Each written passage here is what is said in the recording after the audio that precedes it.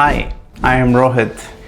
Ever buy a book, get super excited, read 20 pages, and then it sits on your shelf collecting dust? Been there.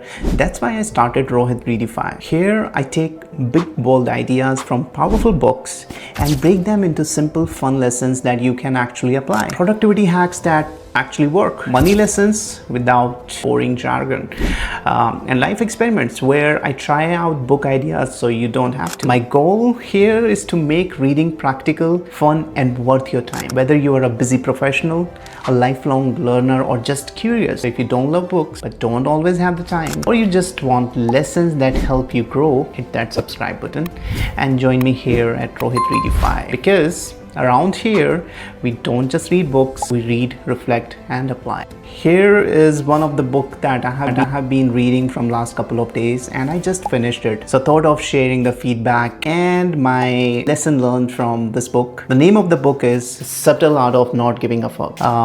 Ever feel like you're juggling way too many things? Career, money, personal life, social life, your digital life, even what your neighbor thinks of your home.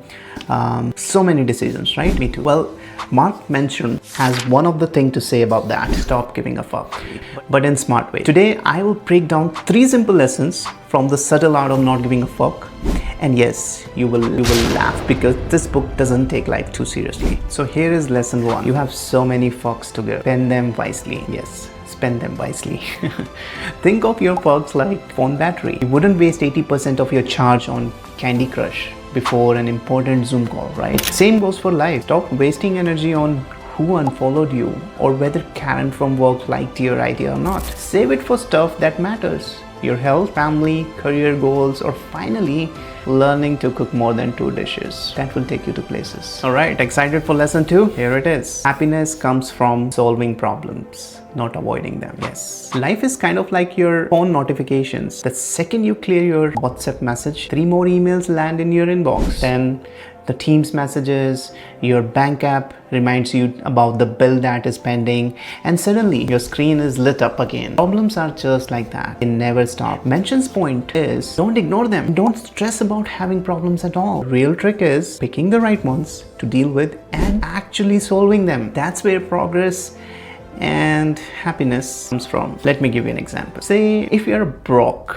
I don't want to say it, but let's just consider an example that you are broke and the problem isn't solved by buying a $6 latte manifestation vibes. It's solved by budgeting, learning skills, or maybe asking why you have those unused memberships. Solving problem is progress, and that subsequently is happiness. So the lesson 3 is icebreaker, which is you are not special, and that's liberating. Okay, sounds harsh, but think about it. If you believe you're super unique and life owes you a Netflix deal, disappointment is guaranteed. Instead, accept you are normal, and being normal is freeing because you stop comparing yourself to, say, Elon Musk Mars plan and start focusing on your own version of success, like actually finishing that course you signed up for in 2021. Or if I take my example, starting this YouTube channel, which I never thought I would, but still I did it, and putting this first YouTube video without any